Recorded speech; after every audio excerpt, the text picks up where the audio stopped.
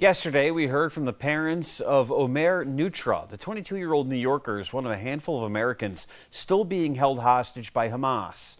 Our Washington correspondent, Rachel Knapp, spoke with congressional members about Nutra and the hostage situation.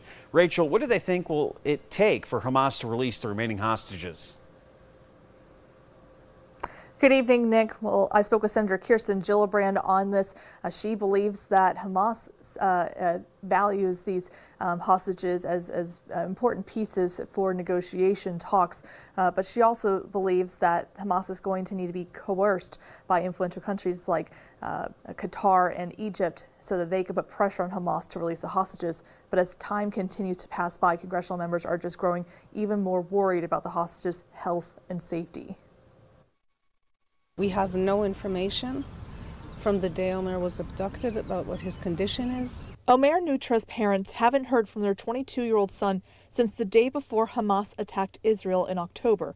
Omer, an American-Israeli citizen, took a gap year from school to join Israel's military. He was patrolling along the southern border the day he was captured. Omer is one of too many that are being held hostage by Hamas. A Binghamton University college student from Long Island, frankly, like all those others, needs to come home. Congressional members say their focus is getting Nutra and the other approximately 130 remaining hostages back home. We must do everything in our power to secure the release of these Americans, including standing strong with Israel in their fight against Hamas. The New York Times reports that Hamas does not have 40 living hostages in Gaza that meet the criteria for an exchange under a proposed ceasefire agreement, raising concerns that more hostages might be dead than previously believed. As these people are held, their chances of surviving become less and less. Senator Kirsten Gillibrand thinks Hamas won't give up the hostages that easily. I think they have to be coerced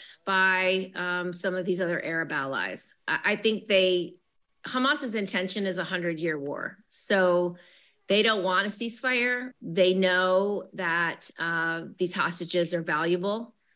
And so they don't want to release the hostages. Members say Hamas is preventing international organizations from providing medical care to hostages and believe many are being tortured, starved, and assaulted. There is no excuse for the torment, the torture, and the horror that Hamas is engaged in. Members believe out of the 130 hostages, about 5 of them are American. Now, Nutra's parents say with this deal on the table, it's now up to Hamas to decide if they're going to release any hostages.